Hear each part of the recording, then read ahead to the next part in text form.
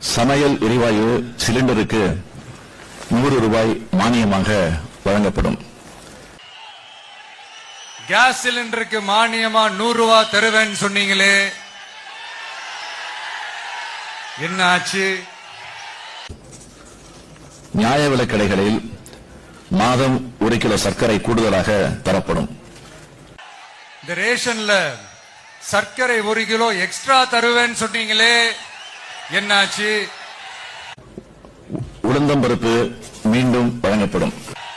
ரேஷன்ல உளுந்தம்பருப்பு கொடுப்பேன்னு சொன்னீங்களே, என்னாச்சு? நீட் தேர்வை ரத்து செய்ய கழக ஆட்சி அமைந்ததும் முதல் சட்டமன்ற கூட்டத்தொடரிலேயே சட்டம் இயற்றப்படும். நானும் இது எத்தனை வாட்டி ரிப்பீட் பண்றதுன்னு எனக்கு தெரியல. நீட்டை ரத்து செய்வோம்னு சொன்னீங்களே, என்னாச்சு?